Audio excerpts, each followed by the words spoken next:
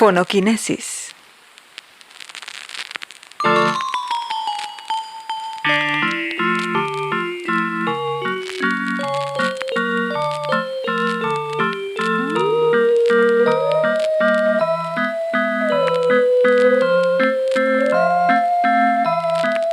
Pues muy buenos días, buenas tardes y buenas noches. Este es otro episodio de Fonoquinesis. Y no, esta no es otra junta de empresa. No vamos a discutir las ganancias del trimestre que sigue. Tenemos un invitadazo y voy a dejar que mi buen Paco lo introduzca. ¿Cómo estás, Paquito? ¿Qué tal, Sergio? ¿Qué tal a todos los que nos ven o escuchan, ya sea por cualquiera de las plataformas de su preferencia? Pues tenemos un invitado, estamos muy gustosos de que está de visita por acá por Barcelona.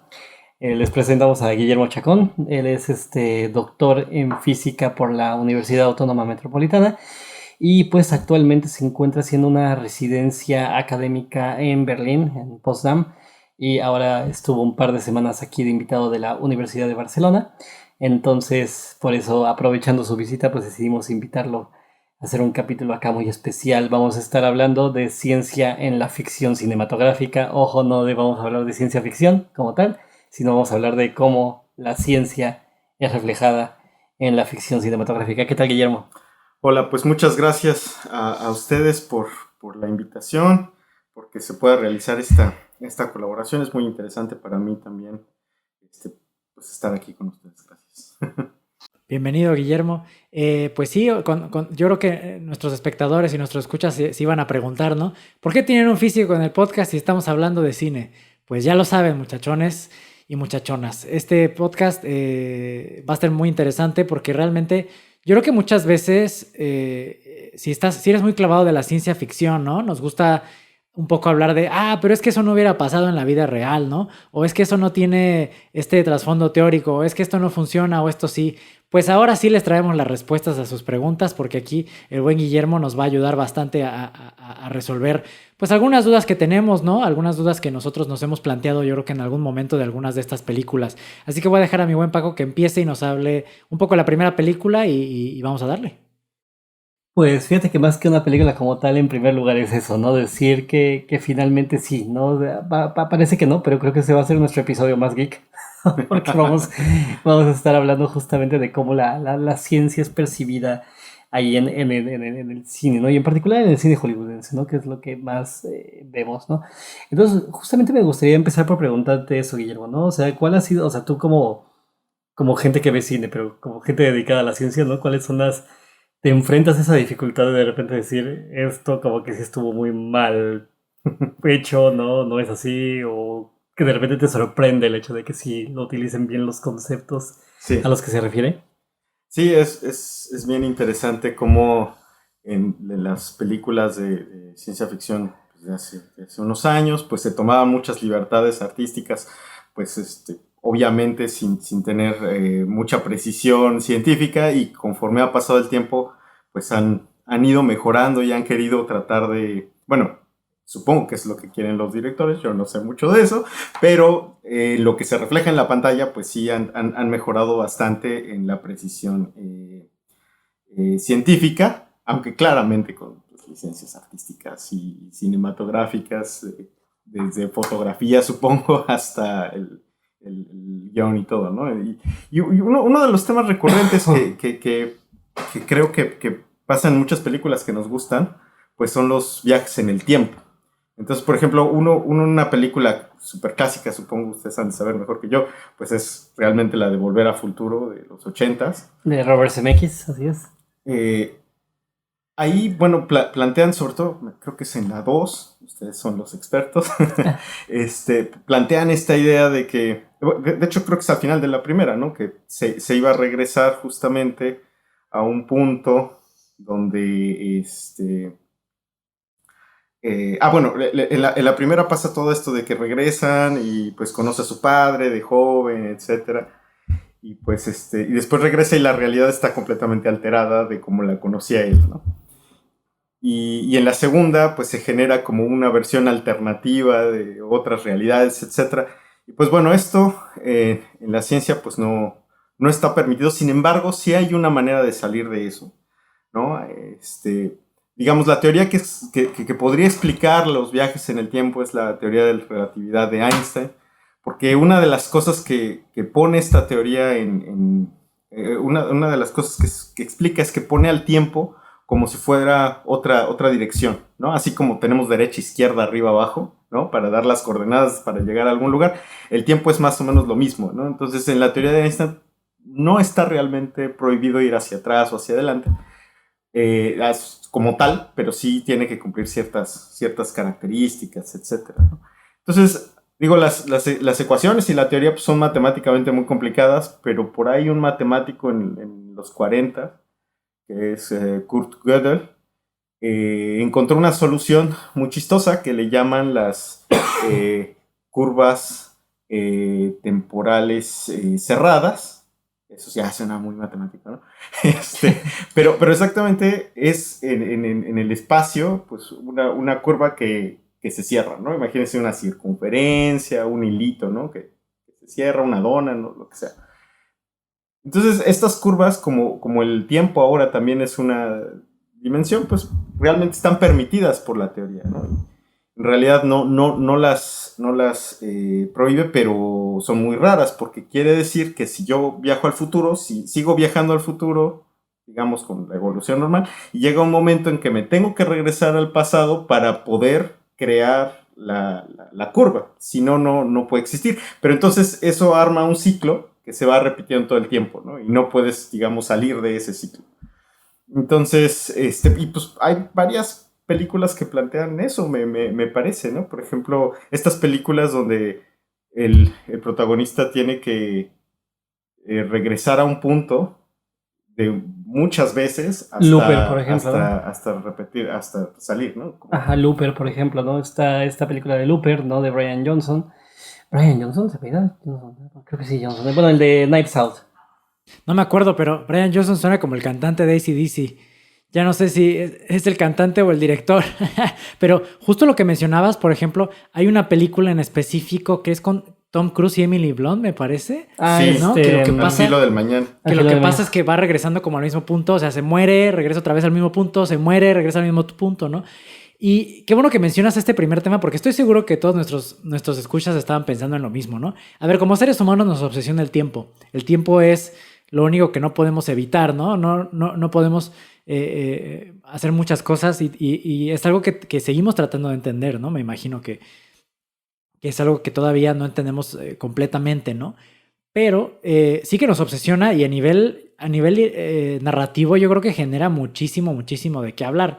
Y es por eso que en la ciencia ficción pues se utiliza muchísimo el tiempo, ¿no?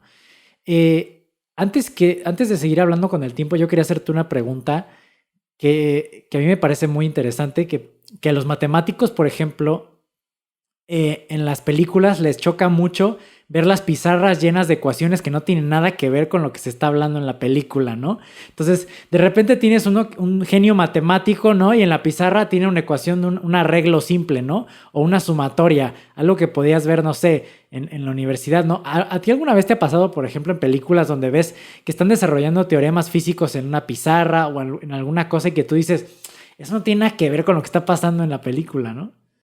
Pues pocas veces le he puesto atención, pero más bien puedo hablar de dos casos contrarios, donde realmente sí se preocuparon por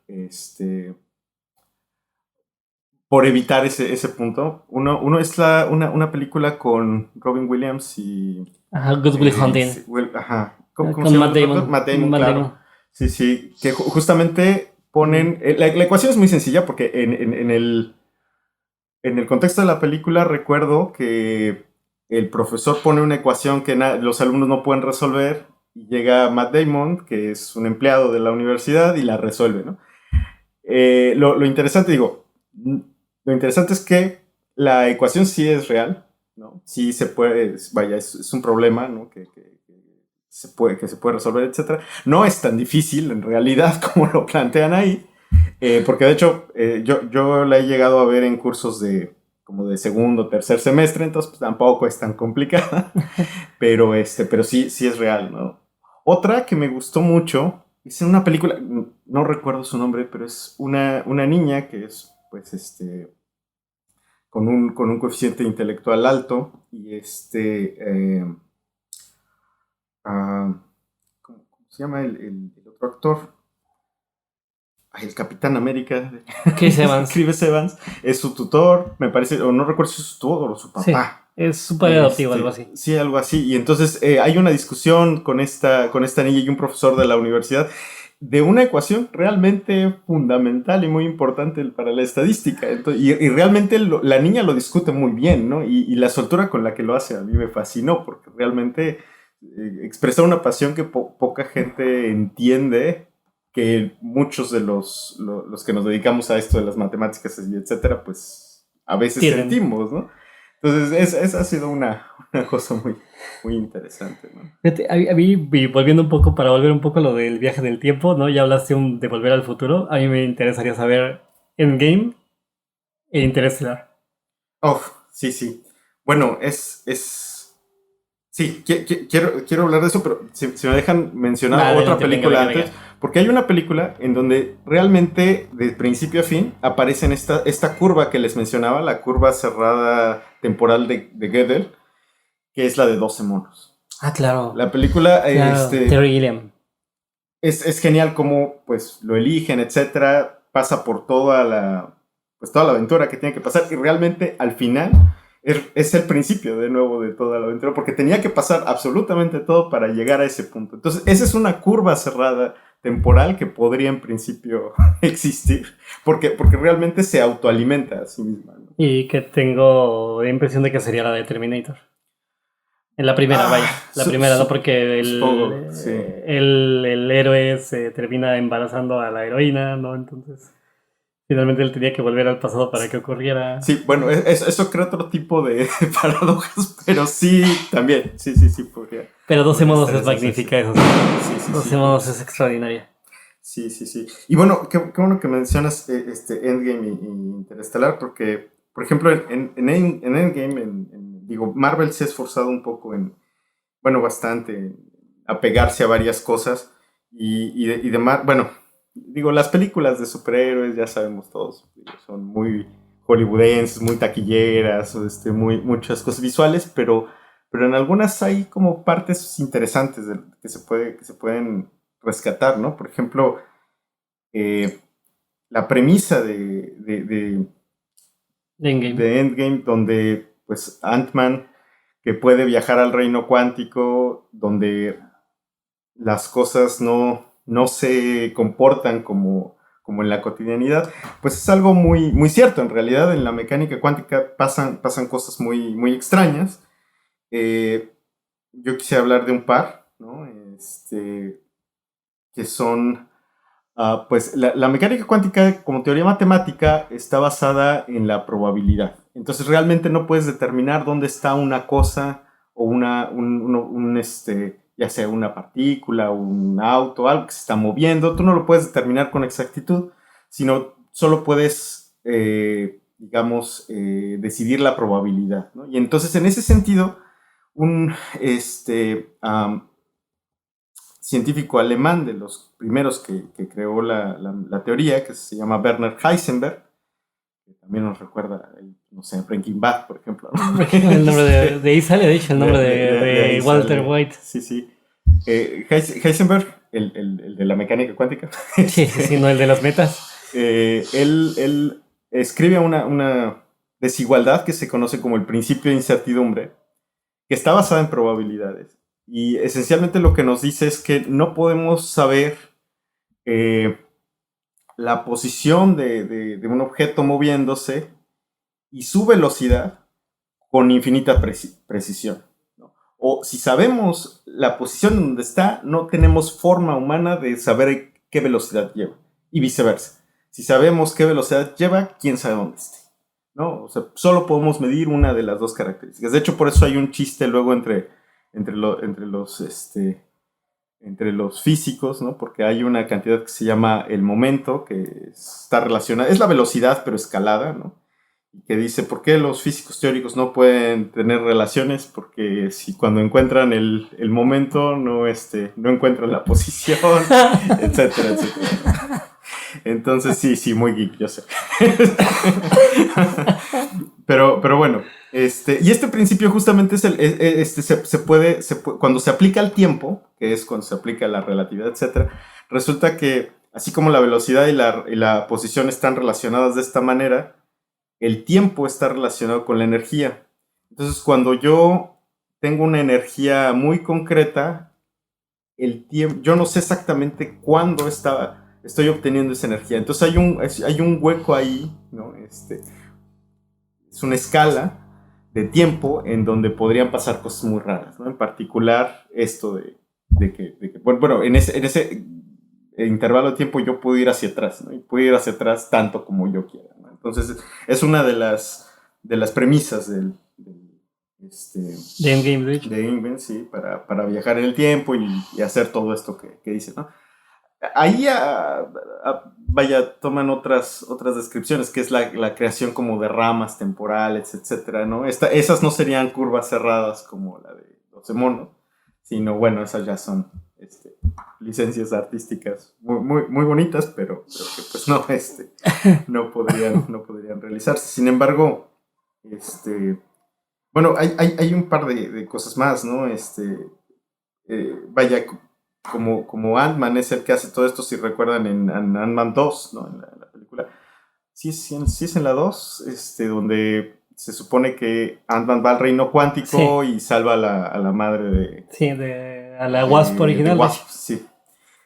Ahí pone un concepto bien interesante, ahí es muy artístico lo que se ve en la pantalla, pero es lo que le llaman el reino cuántico, ¿no?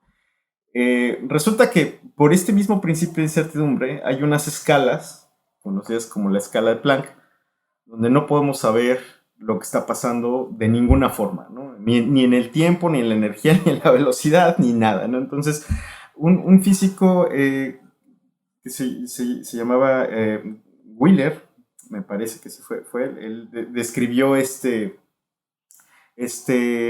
escalas como una cosa que es completamente fluctuante, que pueden aparecer, digamos, partículas, espacio, energía, velocidad, pueden aparecer de la nada y desaparecer, porque justamente tenemos esa incertidumbre de lo que está pasando a esas escalas de distancia y de tiempo, ¿no? Entonces, con esa licencia, que sí está permitida en la física a escalas muy pequeñas, pues es que se imaginan este reino cuántico. Claro, no existen los virus cuánticos, ni los parásitos cuánticos, ni uno se puede, digamos, disminuir a esa escala con partículas PIM, ni nada de eso, pero la idea está ahí, y de hecho es la base de dos grandes teorías, porque justamente en esas escalas no se sabe cómo se vería la teoría de la relatividad, que es la que describe el espacio y el tiempo. Y entonces, pues hace falta hacer algo que los teóricos llaman la gravedad cuántica, que es una teoría que, digamos, no existe en realidad. Hay como diversos intentos. Y hay dos, digamos, candidatos desde los 80s, muy bueno, que han salido mucho, que son la teoría de las supercuerdas y la teoría de lazos, se llama la teoría de gravitación de lazos, que tiene sus cosas, ¿no? Entonces, voy a hablar rápidamente de la de lazos, porque la de supercuerdas está relacionada con la otra película. Entonces, la de lazos, una de las cosas que tiene que es bien interesante, es que dice que a esas escalas el espacio es discreto y en realidad existen como átomos de espacio, ¿no? Cantidades mínimas de espacio. Entonces, eso es divertido y eso nadie lo ha explotado mucho en las películas. Sería también interesante, ¿no? O sea que si nos están oyendo guionistas, van por ahí. Y la teoría de supercuerdas es una teoría más loca, que involucra dimensiones extras, ¿no? O sea, la teoría dice que vivimos en 26 dimensiones, de las cuales no vemos pues, 23 o 22, ¿no? Que están enrolladas en sí mismas y hacen cosas, y justamente es una de las teorías. Sí, de las cosas que explotan en Interstellar, ¿no? Sobre todo, digo, me voy a ir ya a la parte del clímax de la película, donde no recuerdo cómo se llama el personaje, pero el de Matthew McConaughey. Matthew McConaughey, sí. Justamente viaja por estas dimensiones y como tiene permitido viajar en el tiempo y el espacio, pues es como contacta a su hija y hace todas estas cosas, ¿no? Pero es un poco basado en la teoría de supercuerdas, que de hecho, hablando sobre la pregunta que me hizo Sergio hace un momento, en la película, cuando la hija se dedica a ser científica, el asesor de la hija es un físico de verdad, ¿no? Es Kip Thorne, que de hecho ganó el premio Nobel en física en 2017 por sus aportaciones a la teoría de hoyos negros. Y las ecuaciones que está ahí son ecuaciones derivadas de la teoría de cuerdas, que son reales y que realmente predicen que algo así podría existir, ¿no? Claro, o sea, la teoría es muy matemática, muy fundamental en el sentido de que pues, no está probada, pero si la teoría es cierta, pues permitiría ese tipo de cosas, lo cual es bien interesante. Y que, por cierto, para los que les interese, Kip Thorne publicó un libro que se llama La ciencia de Interestelar. Es bien bonito el libro, ¿no? Y está muy hecho para los que no somos científicos, justamente, ¿no? O sea, para una manera de divulgación a partir de incluso la estética de la película. A mí me interesó mucho y que lo hablaba con Guillermo hace un par de días, ¿no? De la representación de Gargantúa, ¿no? O sea, y dedica un buen tramo a hablar de la representación de esta... Es hoyo negro, ¿no? Es como tal, si no quiero decir algún idiota, es un hoyo negro, ¿no? Pero la representación es muy precisa, ¿no? Sí, a mí también cuando yo vi la primera vez esa película me fascinó porque si todos recordamos el hoyo negro que aparece a partir del cual pues pueden hacer los viajes, etcétera, y llegan a un planeta que está cerca del hoyo negro y también lo que pasa ahí es bien interesante porque justamente las predicciones de la relatividad, que esas sí se han medido, no a esas escalas porque se necesitarían campos gravitacionales muy fuertes, pero por ejemplo, pues en satélites, en aviones que están pues por la estratosfera, ¿no? De estos meteorológicos, sí se pueden detectar las diferencias de gravedad a esas distancias y más cerca de la Tierra. Entonces, esas predicciones de que pasaran no sé cuántos años mientras estaban 3 minutos en el planeta y todo esto, pues sí vienen de la relatividad y más o menos son precisos los números, pero bueno, la representación del hoyo negro es genial, ¿no? De hecho, la primera persona que se hizo la pregunta cómo se vería el hoyo negro desde lejos, o sea, cómo lo podemos ver, fue Jean-Pierre Luminet. Y de hecho, el primer artículo donde aparece una imagen hecha a mano, ¿no? Así dibujada, porque ni siquiera tenían un poder de cómputo como el de ahora, fue en 1978 en un artículo del Astronomy and Astrophysics. Entonces este científico francés hizo el dibujo de cómo se verían las trayectorias y no sé si recuerdan que se ve como un disco enfrente del hoyo negro y como una capa por atrás, ¿no? Como una capucha. Pues resulta que en realidad es un disco, físicamente lo podemos decir, es un centro puntual del hoyo negro y tiene un disco alrededor, un disco de partículas que están acelerándose hasta llegar a la velocidad de la luz y por eso emiten y lo vemos luminoso.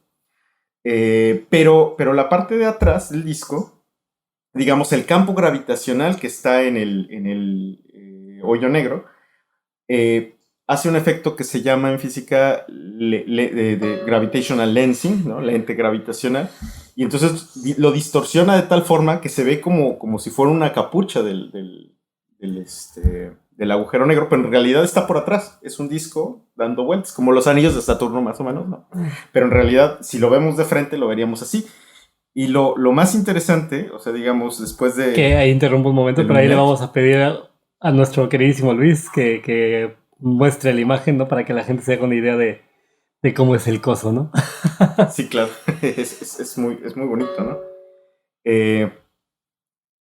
Y bueno, lo más interesante es que hace 3 años, en 2019, se sacó esta foto de el hoyo negro que está en la galaxia M87, Meissner 87, que es un hoyo negro supermasivo con millones de masas solares y eso fue por una colaboración de un montón de observatorios en mundo, no nada más fue de uno solo, digamos, que se llamaba el Event Horizon Telescope, ¿no? Es telescopio del horizonte de eventos, que pues tuvo la participación de casi 10 observatorios, ¿no? El de Atacama en Chile, unos en España, los de Hawái, el laboratorio milimétrico en México también participó en esta colaboración bueno, le llaman array de telescopios, porque además se necesitaba medir la luz proveniente del hoyo negro desde diferentes longitudes de onda, entonces, y de diferentes puntos para hacer algo que se llama paralaje y rehacer la imagen, ¿no?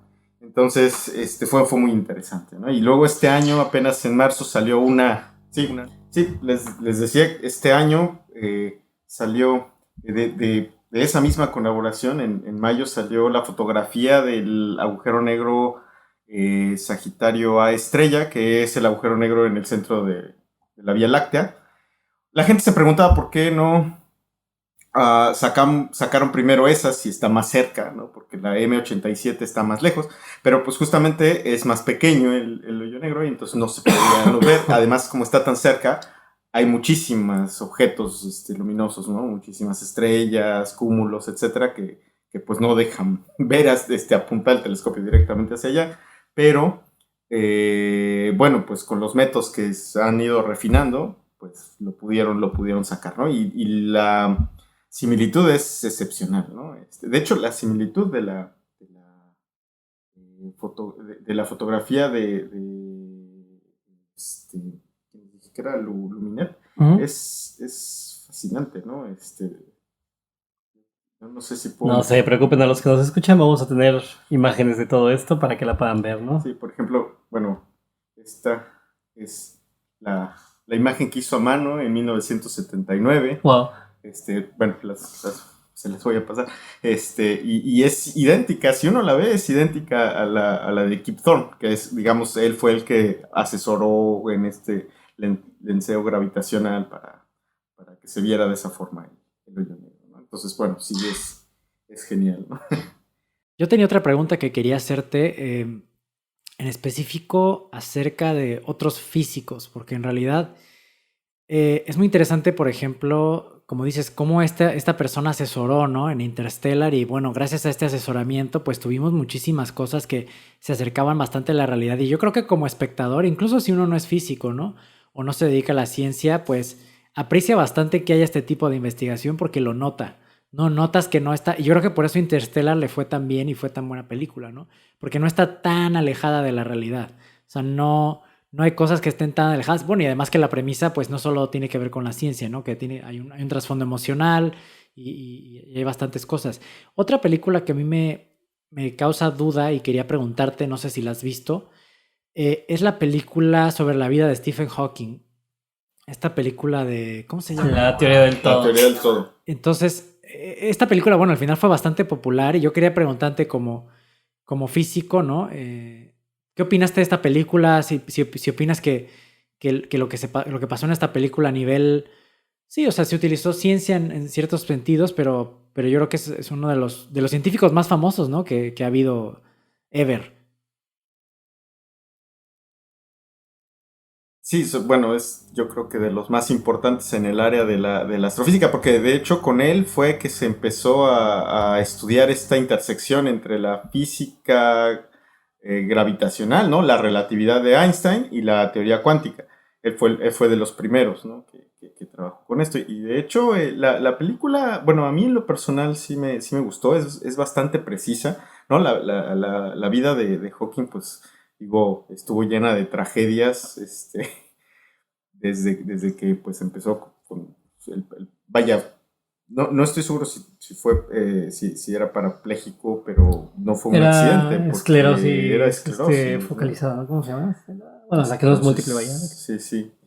Sí, no, bueno, es terrible, ¿no? Pero bueno, también él tenía sus problemas, y de hecho esto que pasó con la enfermera al final, pues sí, realmente se casó con ella porque pues era quien lo cuidaba, ¿no? Y todo esto, pero la ciencia que ponen ahí, sobre todo a mí, las discusiones que tuvo pues, en la película con Penrose, que Penrose también fue premio Nobel hace poco, creo que fue 2020, que realmente ya fue, digamos, se lo dieron justamente por la fotografía a Roger Penrose, ¿no? Pero, y él no fue parte del grupo que fotografió al hoyo negro, pero sí de la teoría que lo hizo posible. Bueno, las conversaciones que tenían en la película son bastante exactas, ¿no? Porque era la principal parte donde hablan de ciencia y todo, ¿no? El drama es muy bueno también, no sé.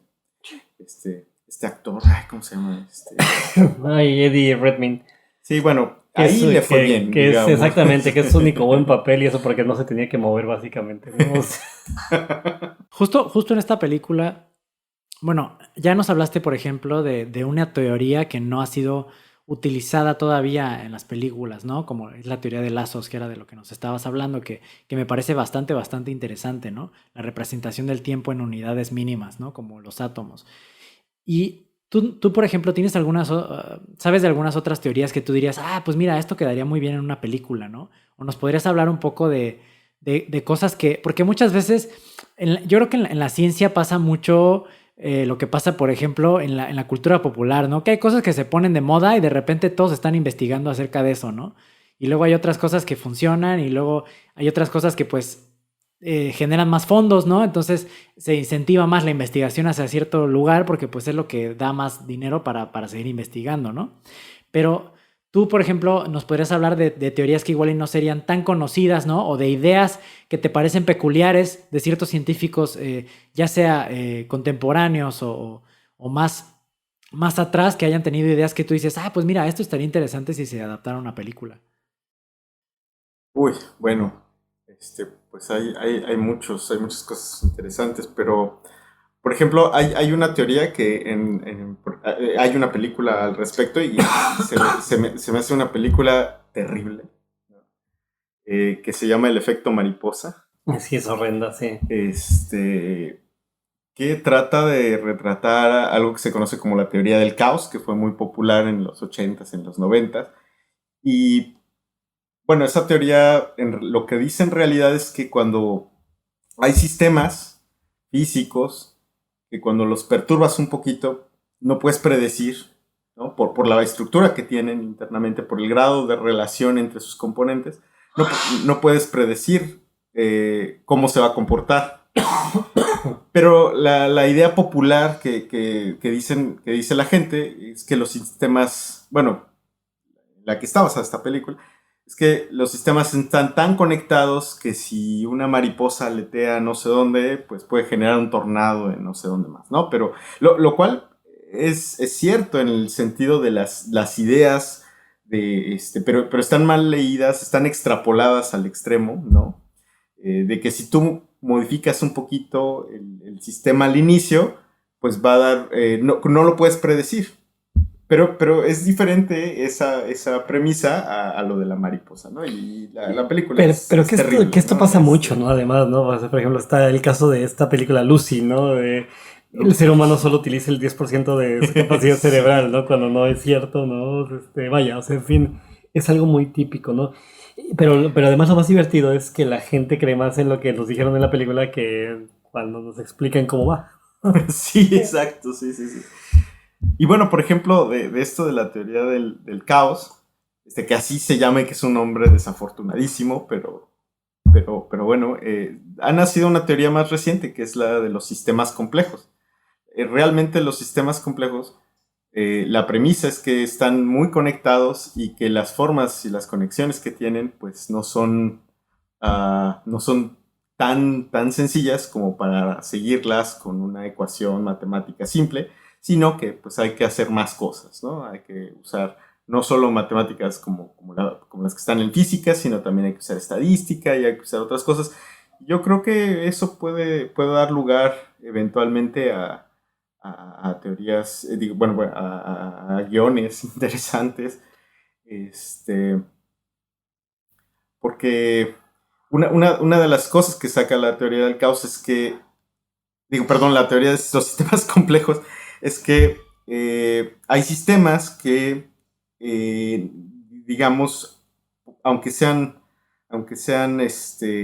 perturbados, pues tratan siempre de buscar una especie de equilibrio. No quiero decir equilibrio, de estabilidad más bien, ¿no? Una especie de estabilidad, aunque todo a su alrededor esté en su contra, ¿no? Entonces, de hecho, muchos de las teorías basadas para explicar los sistemas biológicos se basan en eso, ¿no? Los sistemas biológicos están como al ras de desaparecer, ¿no? Están en una interfaz muy, muy crítica, pero justo a la vez eso es lo que les permite existir, ¿no? Entonces, una cosa basada en los sistemas complejos sería muy, muy interesante, ¿no? Tú y yo hablamos de esto en algún momento, Guillermo, pero ¿qué tan bien explicó el doctor Malcolm en Jurassic Park la teoría del caos?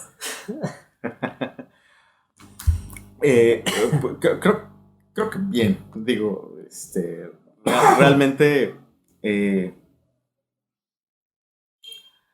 deja recordar un momento la cita, pero sí es cierto, ¿no? O sea, es mucho más cercano a la teoría que la otra del efecto mariposa, ¿no? Te quería preguntar también de esta película, bueno, ya que estamos hablando, por ejemplo, hablamos de Stephen Hawking, ¿no? Hemos tocado a varios físicos bastante importantes, ¿no? Gente relacionada con la ciencia muy importante. Y bueno, no podemos dejar de mencionar a una persona que es imperativa para la divulgación de la ciencia, que es Carl Sagan, ¿no?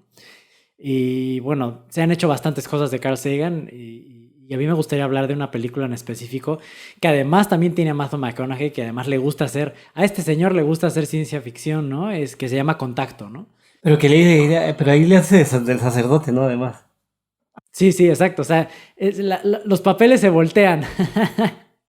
Pues la película, digo, el libro de Carl Sagan es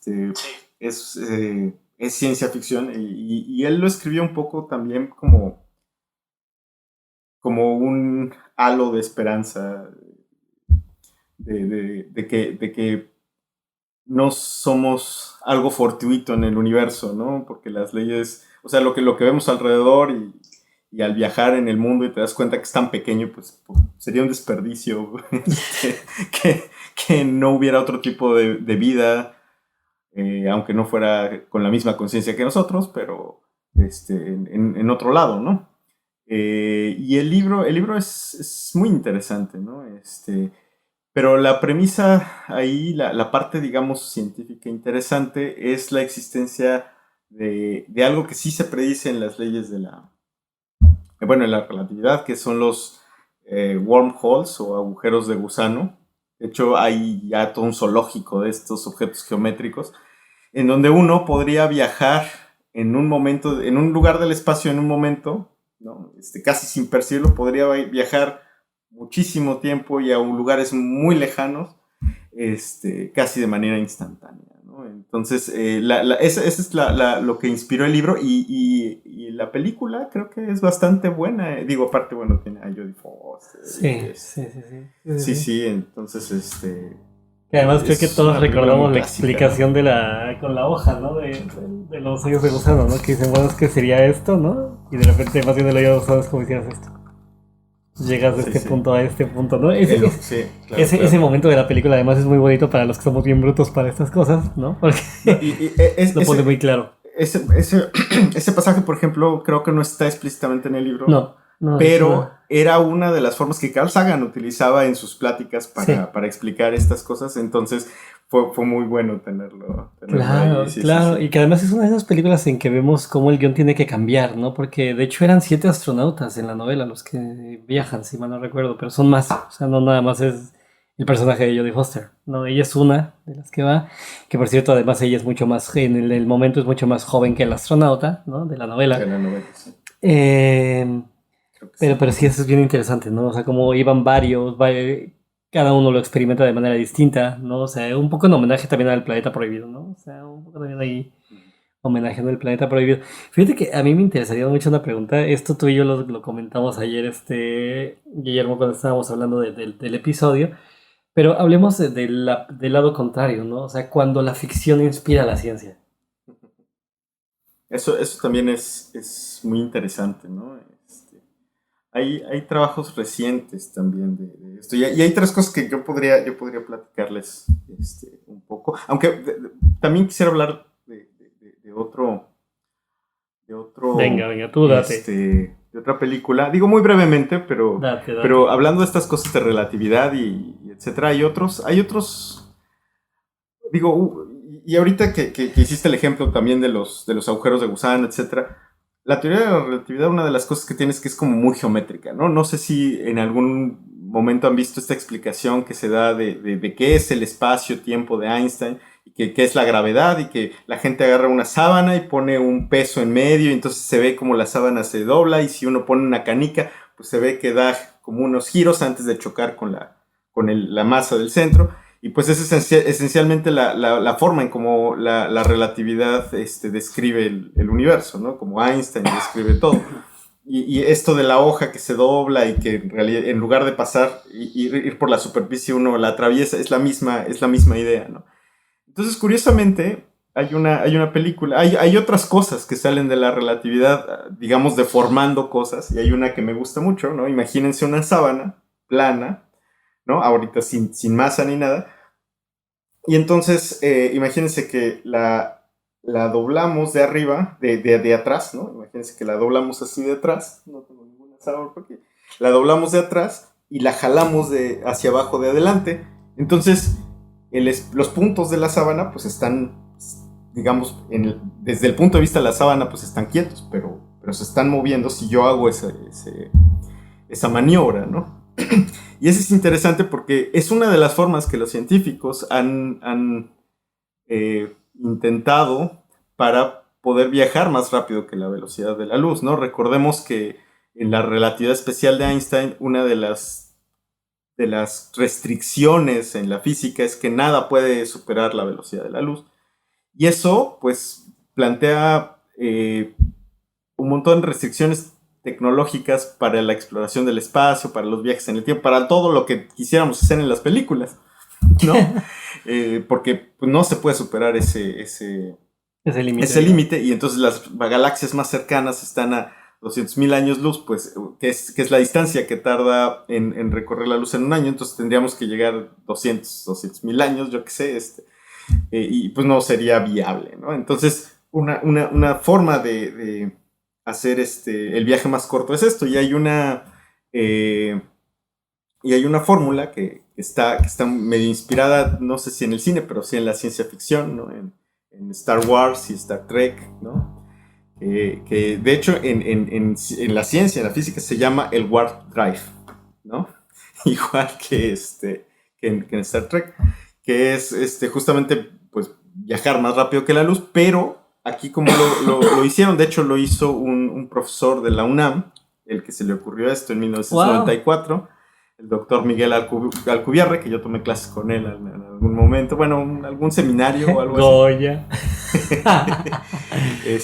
Y él, cuando estaba en su doctorado, se le ocurrió esta idea de deformar el espacio así a lo loco para poder movernos de un punto a otro, ¿no? Entonces, es una de las ideas que también pues, han inspirado a la ciencia, ¿no?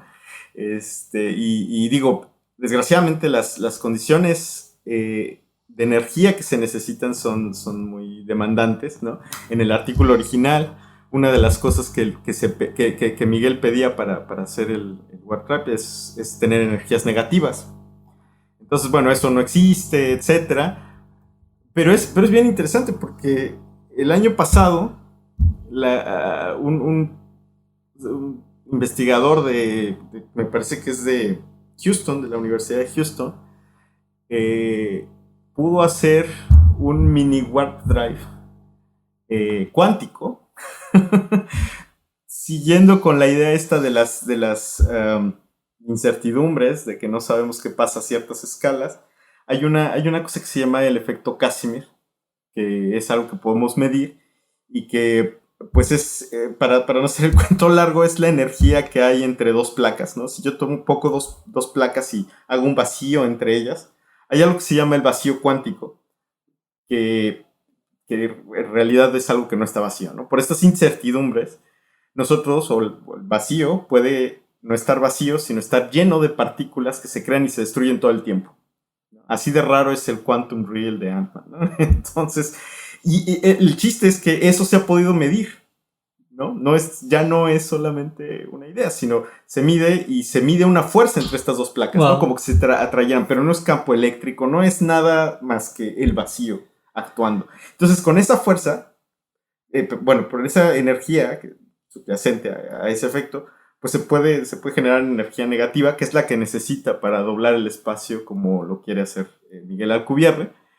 Y bueno, wow, el año pasado fue el primer resultado que se ha hecho y digamos, en todos los artículos, ustedes lo pueden buscar en internet, buscan Warp Drive, Miguel Alcubierre, se inspiró en Star Wars y en Star Trek para estas cosas. Wow. Y otra cosa bien interesante que también se ha inspirado la ciencia en esto es que hace poco, no recuerdo cuándo salió este artículo, sí, lo tengo, salió un artículo basado en Star Trek, en Star Wars, perdón.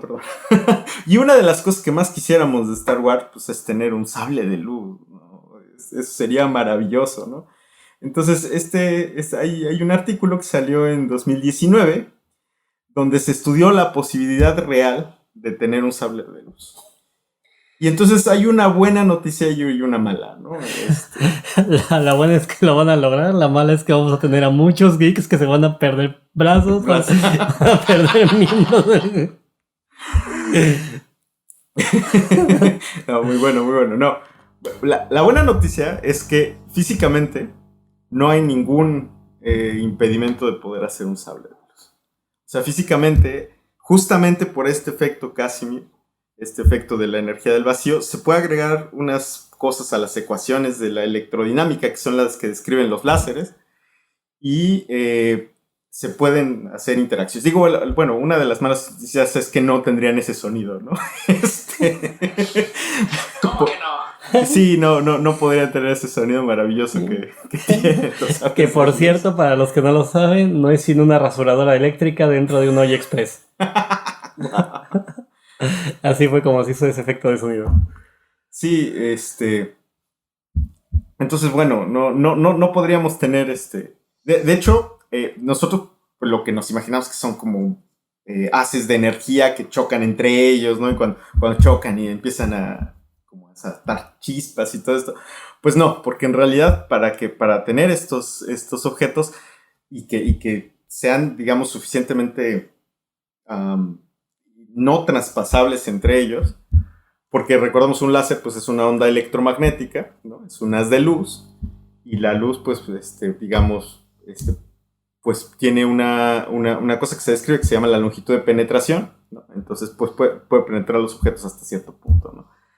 Y cuando tenemos energías más grandes, pues sí, los láseres pueden cortar, etcétera, ¿no? Pero no. Entonces, este efecto justamente haría que el hecho de que no se toquen es justamente porque estarían haciendo un vacío cuántico entre ellos, ¿no? Eso sería bien interesante. Pero bueno, la mala noticia es que se necesitan muchísima energía para poder realizarlos. Por ejemplo, si se usara energía como la del Sol, ¿no? La fisión nuclear, que es la que hace que el Sol siga emanando energía, pues se necesitarían muchísima materia por minuto, ¿no? Algo así como 10 veces el tamaño de la pirámide de Giza, convertir esa masa en energía por minuto para poder tener prendido el sable de luz. Entonces, wow, eso es completamente inviable. ¿Ya vieron, niños? No se puede. Básicamente no se puede. Sí, básicamente no, pero bueno, es bien interesante que ese estudio es más fácil que consigan novia. Claro. Perdón, no pude evitar ese chiste. Pues bueno, es una de las cosas que digo, ya tenía por aquí pensadas sobre esto, pero hay más, ¿no? Pero digamos son como más impactantes, ¿no? Y aprovechando que ¿Tú están... cómo ves, Vale, hablando un poco del futuro de la ciencia ficción, ¿no? Ahora ya que tenemos este tipo de consultoría con los científicos y tú no has tenido, por ejemplo, compañeros tuyos o conocidos tuyos que sepas que al final terminaron trabajando para, yo qué sé, para la televisión o para algo audiovisual, ¿no? Porque se está viendo cada vez más, ¿no? Hemos tenido, y no solo físicos, ¿no? Hemos tenido científicos de todas las ramas de la ciencia ya consultando con, pues eso, ¿no? Con series, con películas, incluso con obras de teatro, ¿no? Con bastantes cosas, ¿no? Entonces, no sé si tú tengas algún conocido que se ha metido en esto, o no sé si a ti se te han acercado para decirte, oye, ¿no nos echarías la mano con esto? ¿O te gustaría? Eh, yo no conozco a nadie. Sé de casos, ¿no? Por ejemplo, este, pues los de Big Bang Theory, ¿no? Fueron consultores, los de gente del MIT trabajó en Los Simpsons. O sea, he sabido de gente por terceros, etcétera, pero no cercanos, ¿no? Y sí sería interesante, a mí me resultaría interesante, pero pues no me imagino que tanto pueda yo aportar. Pero sí sería interesante hacer algo así como consultorías en eso. Oye, Guillermo, y lamentablemente el tiempo el de nosotros sería que newtoniano, diríamos. Porque es cruel, despiadado y lineal, Claro. y lineal, ¿no? Entonces, pues obviamente estamos sujetos a un tiempo, pero sí me interesaría que como para ir cerrando, habláramos de un tema que está muy de moda, que es el multiverso, y que tú tenías planteado ahí algo sobre Turing, que no me gustaría que omitiéramos, ¿no? También. Sí, bueno, de hecho, pues hablamos hace rato un poco de Endgame, ¿no? Que plantea esta posibilidad del multiverso, que es una de las salidas, pues no sé si licencias artísticas que se tomaron, que se ha tomado la gente para evitar estos problemas en la imposibilidad de viajes en el tiempo y tal. Pues en lugar de viajar en una de estas curvas cerradas temporales, pues uno dice, bueno, pues como existe el multiverso, pues en lugar de cerrar esta curva, pues lo que pasa es que se generó otra realidad por ahí, y entonces, pues, al existir el multiverso, pues es posible lo que sea, ¿no? De hecho, la idea del multiverso, o sea, en física sí hay una idea del multiverso, que está basada, déjenme decirlo así de la manera más simple, en que la mecánica cuántica es una teoría probabilística. O sea, como le dije hace rato, la mecánica cuántica no nos dice dónde voy a encontrar una partícula o sea, dónde en esta posición con cierta velocidad. Yo no puedo saber eso, sino yo puedo saber solamente una probabilidad. Pero al tener una probabilidad, el que yo la vea en cierto estado, o sea, con cierta velocidad y en cierta posición, si yo, digamos, checo mis matemáticas y sé que tenía un 90% de estar en donde yo le encontré de verdad, pues ¿qué pasa con el otro 10%? No, pues entonces, una de las ramas de la mecánica cuántica, hay una muy loca que se llama la del colapso de la función de onda. La función de onda es la probabilidad esta de la que estamos hablando, que dice que en el momento en que tú mides las cosas, pues ya la otra probabilidad, ¿no?, deja de existir y entonces colapsó en lo que estoy viendo. Esa es una interpretación, pero hay otras. Y la otra es justamente la del multiverso, ¿no?, que planteó Hugh Chevert, supongo que en los 70s o 60s, no estoy seguro. Puede ser hasta en los 80s, pero que de hecho decía, bueno, es que en realidad lo que nosotros vemos es una de las infinitas posibilidades en donde puede estar la partícula, y lo que pasa es que las otras existen, solo que no tenemos acceso a ellas. Entonces, cada una de las imagínate una distribución de probabilidad, ¿no? Como las campanitas esas que se ven. Y entonces, lo más probable está en el centro, pero pues lo de las colas, pues sí, también existe, pero con menor probabilidad. Sin embargo, existe en otro universo. Y entonces es así que plantea lo del multiverso. Y entonces, pues en realidad ya hemos visto, como platicábamos el otro día también, Paco, sobre pues que la gente en el cine ha estado explotando esto, ¿no? Está el Doctor Strange 2, que se fue demasiado hacia con demasiadas licencias artísticas.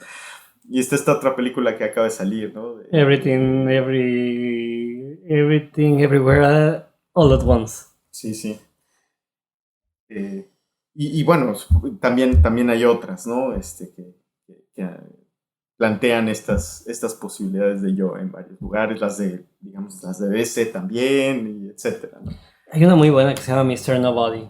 Es poco... Justo iba a mencionar esa película con Jared Leto y no sé si tú la has visto, que es una película interesante porque plantea lo mismo, diferentes realidades dentro de la vida de una misma persona, ¿no? Entonces sí, es una película muy buena, a mí me gustó bastante. Y muy emotiva además, porque incluso ni estoy spoilando ni nada, o sea, se ve en el trailer, ¿no? Pero lo que plantea la película es que él empieza cuando él es niño, entonces sus padres se separan, ¿no? Y él tiene que decidir con quién quiere vivir, si con él o con ella. Entonces él empieza a generar esta doble realidad, una en la que se fue con su madre y otra en la que se fue con su padre. Y tenemos al personaje adulto habiendo enfrentado esas dos realidades. Sí, la premisa es muy buena. Sí, sí. Pues muchísimas gracias, Guillermo. Quiero decir que hemos llegado al final, pero voy a decir que hemos llegado al principio. 3 minutitos para que nos hable de Turing, porque eso lo tenía pensado el desde ayer. Venga. Sí. Tenemos un poquito de tiempo. Háblanos.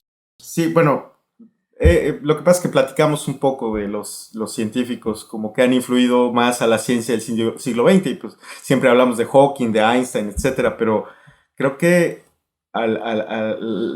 las teorías que están ahorita en la frontera de la ciencia han sido influidas principalmente por Alan Turing. Alan Turing, por quien no lo conozca, pues fue, creo que ya lo conocen, por ejemplo, está esta película biográfica de The Imitation Game. Con Benedict Cumberbatch. Con Cumberbatch, sí. Keira creo, ¿no? Ajá. Muy buena. Bueno, a mí me gustó la actuación del Doctor Strange. Pero y que bueno, Alan Turing es un personaje así súper complejo.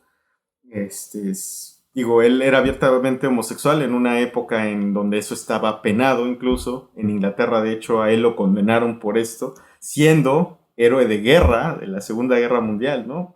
Fue quien realmente decodificó los códigos nazis, eso lo conocemos todos. Y bueno, siempre ha sido muy injusto lo que pasó con él después, ¿no? De que hizo esta contribución a la criptografía. Pero además, bueno, la parte científica que él hizo no solamente fue por ahí, ¿no?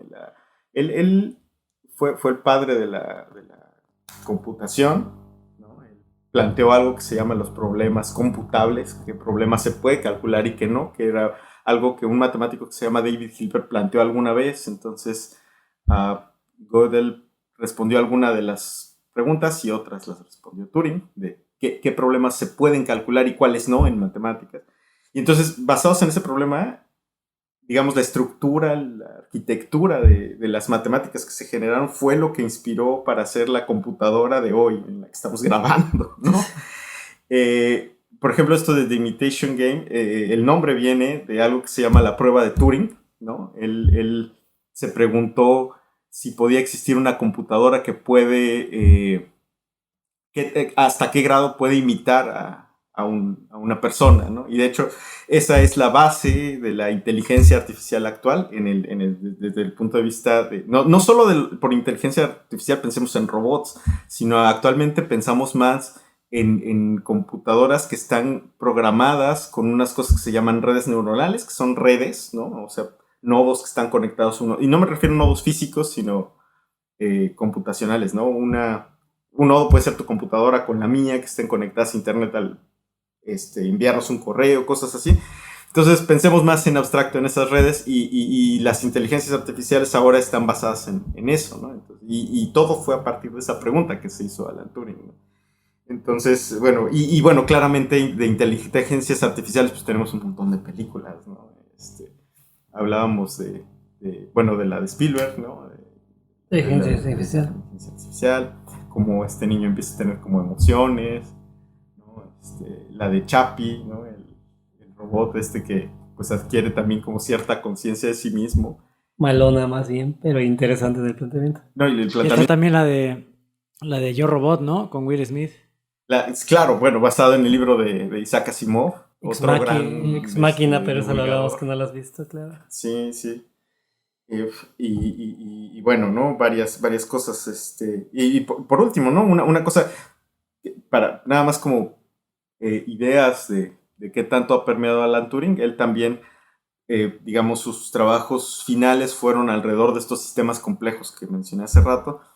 Pero justamente la idea de una máquina de Turing, que él se la imaginó como una cajita donde pasaba una cinta con ceros y unos y podía transcribir estos problemas que eran o no computables, eso influyó a la biología molecular. Y de hecho, una máquina de Turing real la tenemos todos en nuestras células y se llama un ribosoma, que es justamente la parte de la célula que lee el código genético del ADN y lo transcribe para hacer proteínas que tienen ya funciones específicas. Y de hecho, la biología molecular es una rama de la biología que se creó a partir de gente que estuvo leyendo a Alan Turing.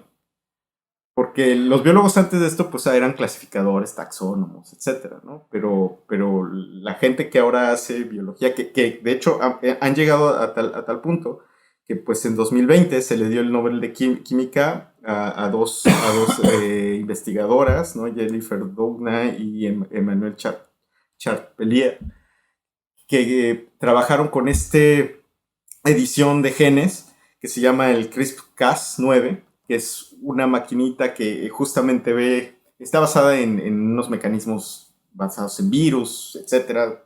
No voy a entrar en detalles, pero pensando en que localiza ciertas estructuras específicas del ADN, ¿no? Entonces, si toda la estructura, el lenguaje que dio Turing a la biología molecular sin quererlo, pues no estaría nada de eso, ¿no? Entonces, yo creo que es de los científicos que más ha permeado, y las películas, por ejemplo, esta de Imitation Game, y por ejemplo, hablando de biología molecular y de estas cosas de edición genética, pues está la película de Gattaca, ¿no? No sé, otras de clones como La Isla o Jurassic Park, ¿no? Que hablan de mejorar de alguna manera de la eugenesia. Exacto. Básicamente. Pues ahora sí, muchas gracias, Guillermo. Sí, muchísimas gracias, Guillermo. Como digo, hemos llegado al final o al principio, como quieran verlo, ¿no? Muchísimas gracias por tu colaboración. La verdad es que ha estado interesantísimo. Me ha encantado poder escucharte y que nos platicaras de todas estas cosas que se ve que dominas y que has pensado bastantes horas. Y honestamente, yo creo que para cerrar, al menos yo podría comentar que muchas veces a nosotros se nos plantea las matemáticas o la ciencia como algo estacionario, como algo cuadrado, como algo que no cambia, que no evoluciona, ¿no? Y yo creo que el cine nos ha probado que la ciencia ficción, bueno, y que la ciencia en general, la ciencia, la biología, la inteligencia artificial, no está tan alejada de casi la magia, ¿no? O sea, realmente hemos aterrizado bastantes conceptos que hace 200 años parecerían completamente imposibles. Entonces yo creo que si nos damos la oportunidad de desarrollar nuestra imaginación y de realmente pensar en cosas que igual y no son posibles en este momento, pero que podrían ser posibles, no solo vamos a tener películas bastante interesantes, sino que yo creo que vamos a descubrir cosas y vamos a tener descubrimientos científicos que podrían cambiarlo todo, ¿no? Podríamos tener al siguiente Alan Turing. Pues sí, muchísimas gracias, Guillermo, y pues nada, esto fue Fonokinesis, ya saben, síganos en todas nuestras plataformas y